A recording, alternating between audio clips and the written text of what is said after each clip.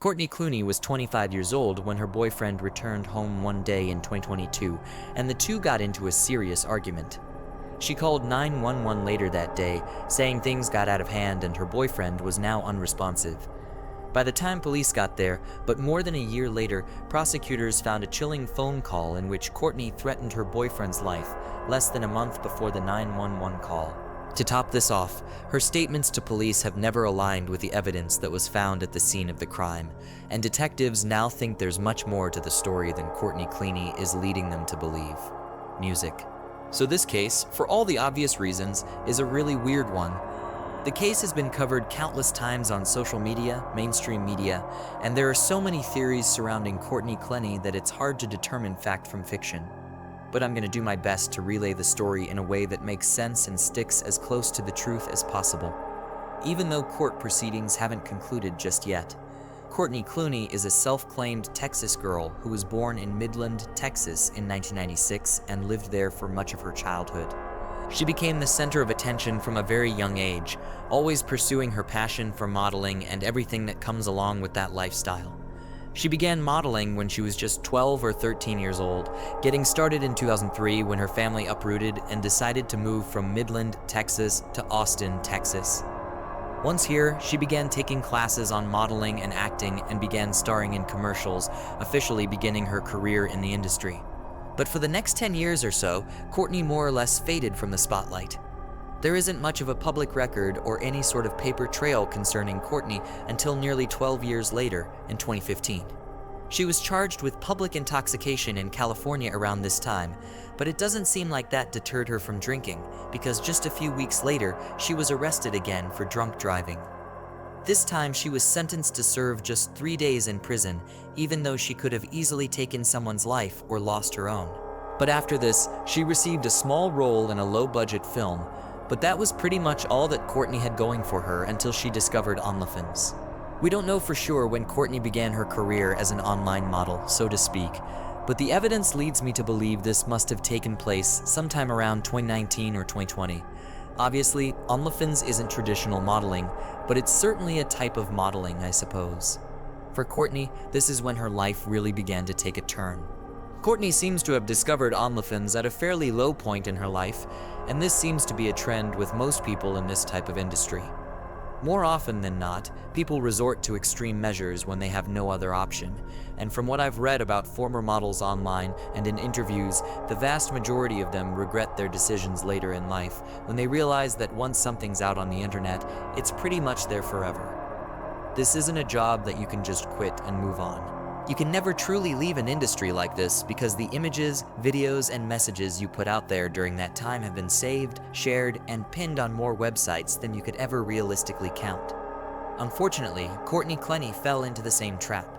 Courtney had hoped to make a living off of modeling, and she did fairly well for herself in her younger years, but she was chasing much bigger dreams and a much bigger paycheck. So when she learned about how she could potentially make hundreds of thousands of dollars by pursuing a slightly different form of modeling, she jumped at the opportunity.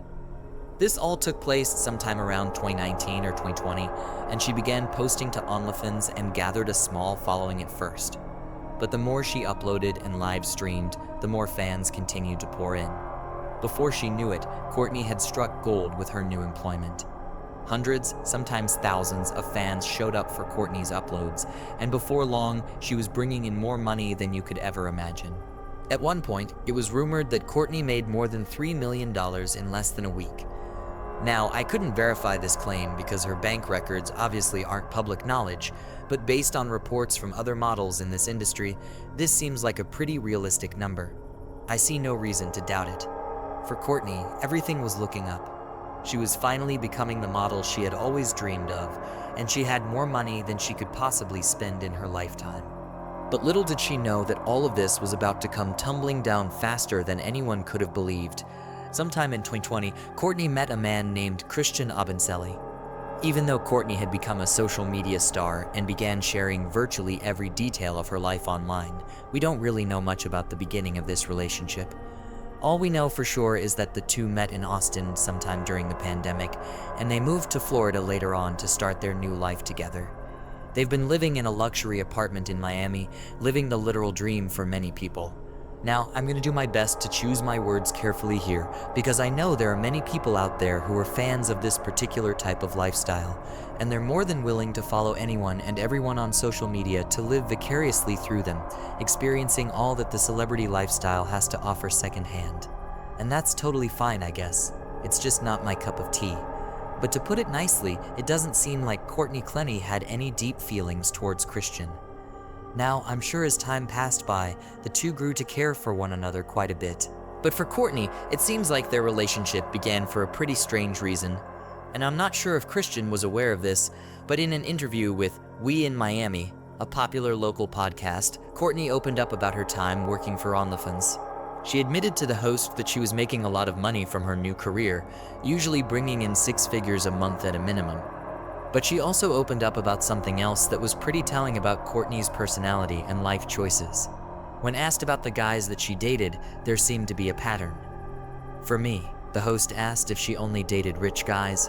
Courtney agreed but corrected the host, clarifying that she only dates rich black guys. Now, at the risk of getting canceled and having this whole show shut down, I'm just going to leave that statement as it is. I'm not going to comment any further on that, but you can draw your own conclusions, and I bet we're on the same page here. If you haven't already pieced it together, Courtney and Christian's relationship clearly wasn't the healthiest. After Courtney's remarks about why she began dating Christian in the first place, it's pretty clear to see where her head was at during this time of her life. But things only got worse in 2021 when police were finally called to the home of Courtney and Christian. According to police records, in July of 2021, officers were called to their home after a fight had broken out. Now, we don't know who started the argument, and honestly, that's completely irrelevant because by the end of it, Courtney had begun to throw punches and was seriously abusive towards Christian. Investigators say that they took a statement from Christian in which he claimed that Courtney had assaulted him and she'd begun to throw things at him, including shards of glass and other sharp objects, all aimed at his head. And the best I can tell, Christian never threw a punch, nor did he make any aggressive attempts at defending himself. He seems to have called the police to try to de-escalate the situation, but then dropped the charges a month later when he and Courtney reconciled. But this wasn't the end of the squabbles between the two. According to court documents and various police records, officers were called to their home and charges were filed time and time again. Each time, tenants from the apartment building and other residents from the local area reported the two for arguing, fighting, shouting at one another, and generally being unpleasant to be around. It seems that these two were constantly at each other's throats, and most of the blame often fell on Courtney, though Christian certainly played a part as well. At the very least, Christian can be blamed for not walking away or ending the relationship entirely, but truthfully, most of these reports seem to target Courtney as the assailant. There was even security footage captured in February of 2022 that showed Courtney repeatedly striking at Christian in an elevator. Christian mostly keeps his cool, though he did eventually lay a hand on Courtney a couple of times to get her off of him. But the whole while, Courtney is seen striking him in the face, attempting to pull his hair, and pushing him multiple times. Just a month after the CCTV footage was recorded, the unthinkable happened when Courtney could no longer control her rage and she unleashed on Christian. The Miami-Dade state attorney said it best when she commented on the case and said, "The defendant was aggressively attacking Christian. She was extremely tempestuous and combative." The violent and toxic 2-year relationship of Christian Obama-Kelly and Courtney Clenney did not have to end in tragedy. A timeline of events was pieced together by police officers mere days after the crime took place. Key fob records from the couple's apartment detail the hours and minutes leading up to an argument that the couple would not come back from. At around 1:15 p.m. on April 3, 2022, Christian left the apartment building for a few hours. At 4:32, he returned to the apartment with sandwiches from Subway. At this same time, Courtney was finishing up an Instagram video, posting it just minutes later. Courtney's final Instagram video appears to have been a live Q&A that she shared as a reel on April 3rd. Around the time that she filmed this video, she'd spoken with her mother on the phone twice, once at 4:43 p.m. and once at 4:56 p.m. During both of these calls, Courtney's mother said Courtney sounded perfectly normal and nothing seemed unusual. The only odd thing to mention was that her mother had heard Courtney shouting at Christian, accusing him of lying about something. But at this point in their relationship, this was an everyday occurrence. Police say that at some point during that 13-minute window between phone calls with her mother, Courtney had committed a crime of serious consequences, claiming Christian's life and leaving him on the apartment floor for several minutes before bothering to call for help. According to witnesses who were present the day of the crime, building security had been called around 4:46 p.m. after neighbors heard a major disturbance in Courtney's apartment. We don't know if they arrived immediately afterward or not, but it doesn't seem like they did based on the reports I've been able to gather. It wouldn't be until 4:57 p.m. that Courtney called 911 to report what she had done. According to Courtney, she was forced to defend herself in the disturbing 911 call. Christian can be heard in the background saying, "I can't feel my arm. I'm dying." He would pass away just minutes later. When officers finally arrived at the scene, Courtney was arrested immediately. There is no evidence that the crime was in self-defense, outside of a small bruise on Courtney's shoulder that could have come from literally anything. Investigators who were taking their statements and her confession said that she contradicted herself multiple times during the investigation, proving to them that she wasn't telling the full truth. The coroner's report also doesn't seem to agree with what Courtney claimed.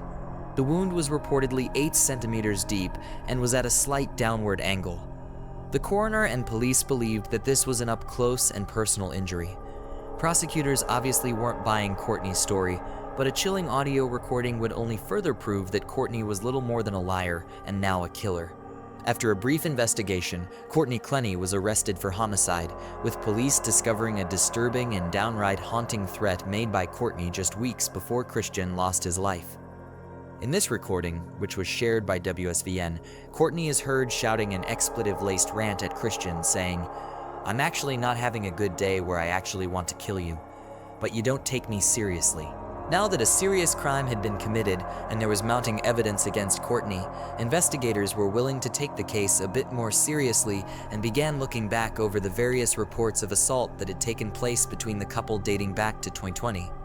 Several awful tweets also came out, tweets that were posted by Christian when he was in high school, in which he used derogatory remarks towards women of color, proving that he wasn't the clean-cut man that he made himself out to be.